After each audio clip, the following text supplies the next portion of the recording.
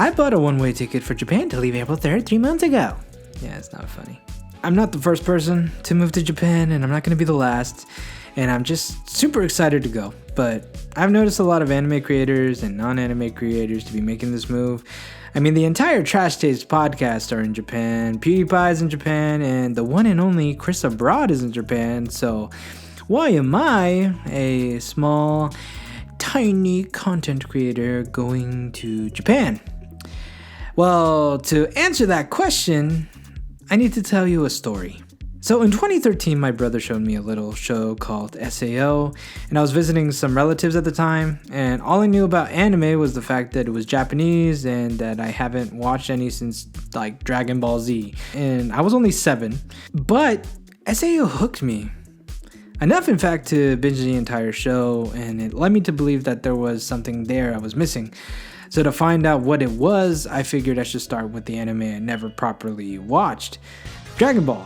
So I set my sights on completing everything Dragon Ball related, which at the time it got me to start from Dragon Ball all the way to Dragon Ball GT, which still kills me to this day. But the main thing I took from it all was that I had to watch more. I couldn't just end on watching Dragon Ball and be done with anime, so I found a little website called Crunchyroll and started a new show with a large amount of episodes, and the name just so happened to be One Piece.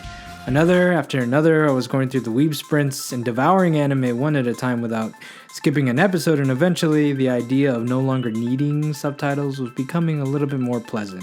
What if I learned Japanese and could watch anime even gooder? The idea got me so excited, I used the little money I had from my job at the chocolate company to buy some books called Living Languages, the Japanese edition. And when they arrived, I was a little bit nervous. I mean, I never really studied a new language before, so I held off for a little bit until I finally got the nerve to sit down and open them. And then I read the term, "Hisashiburi desu ne." I laughed so hard at saying this over and over and over again at a term that only meant long time no see. And I was hooked. I loved being able to pronounce a language that I never knew before, and it was addicting. So I studied every day for a year until I finished my beginner's book. But again, something occurred to me. I want to go to Japan to see this language in action for myself. I already love anime and I love the language, so why should I not go? So 2015, my senior year, I was telling my best friend that I wanted to go to Japan and that I wanted him to go with me.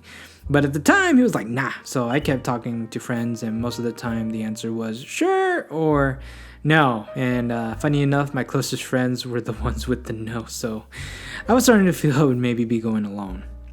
I told everyone my plan, saved $4,000, and in 2 to 3 years, we can go to Japan together. Based on hotel, food, travel, and anime figures, I figured $4,000 would be a safe bet. I mean, it's a lot of money for anybody, and I've never gone to another country before, so I kind of understood why my friends didn't believe me, so I didn't really tell anybody for a while. I got a job after high school as a mailman and was still living with my parents, but my dream of going to Japan never left me. So I continued to study, watch anime, and work every day. I even decided to finally lose some weight for my self-esteem, and I normally like running across town because lifting weights wasn't something I was confident in yet, and that day just so happened to be a Saturday. I was hungry and decided to stop at a local Japanese restaurant which my great uncle owns, and then I met the cutest girl I have ever seen ever. I've never actually knew love at first sight or the feeling of taking those butterflies in my stomach and blowtorching them to oblivion, but if I felt it that day, that there stood a Japanese girl, 5'3", wearing an apron, and had the most unrivaled smile that I just wanted to crawl up a gorilla's butthole. Now, before you call me a weeb, first, I was a weeb, and second, I couldn't really help myself. I mean, she was from Japan, visiting for the first time in America, and had been helping out at the store because my uncle's family and her family are friends. So she took the chance to travel to America, and so I, feeling bad that she had to spend her time working, offered to be a friend and show her around. I told her that my intention was to go to Japan in 2017, just a little thing, and she said that she would show me around in Japan, and I was excited. I made a Japanese friend, and I had somebody to be with on my trip. A month and a half later, she went back to Japan, and I kinda confessed how much I really liked her over the phone. For some reason, she agreed, so, all as well as ends well, and we kind of began our long distance relationship. Soon after, I finally made the $4,000, and it seemed surreal. I never had that much money before in my life, but here it was. I even had some extra left, so I was able to take my brother along with me. And the best friend who originally declined my offer noticed I was actually serious about going and decided to save money as well. So my best friend and my brother bought the tickets, and a hidden fourth member joined as well, which was really unexpected because I thought he wasn't serious about coming, but ended up saving enough money anyways, and we gladly accepted him to our Japan expedition. We left, we saw, and I swear to you, I was changed. Japan was more beautiful, more exciting, and the food was more tasty than I could have imagined.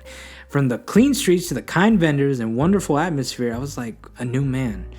Everything about leaving for Japan became a dream come true, and I was simply living in that moment. And every moment I knew I was going to regret ever going back on the plane back to America. And before I knew it, I was back on the plane. It was 3 wonderful weeks spent for an adventure I've been planning for a long time, and it couldn't have been better. So I went to Japan and I completed my goal. So what now? There were some possibilities. I mean, I could continue being a mailman. I could plan another trip to another country and try to make my Instagram that's been dead for like 5 years presentable. But since my 3-week trip ended, I couldn't help but dream of going again. Now, it's been 5 years since that first visit, and things have changed.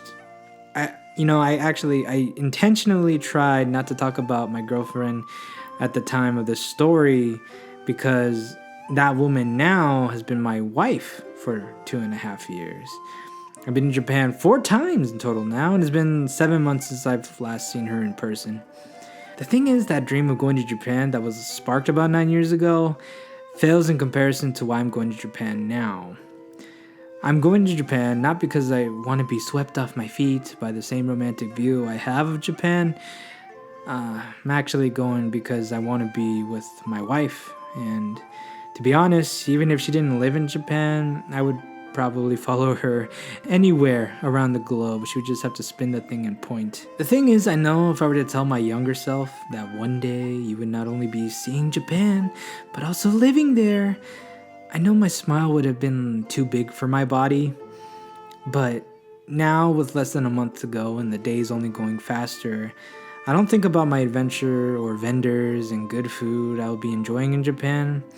I'm thinking about the person I get to spend enjoying these adventures, vendors, and good food with. I think I'll have some struggles moving to Japan. I mean, here's the thing, I don't know what kind of job I'll be getting, and I'm pretty sure the culture shock will hit me at some point, and the process of learning Japanese to a somewhat fluent level may be far off, but I'm really excited to be taking on any and all hardships with that same woman I met at the restaurant. So thank you guys so much, and you'll be hearing from me this time in Japan. So later.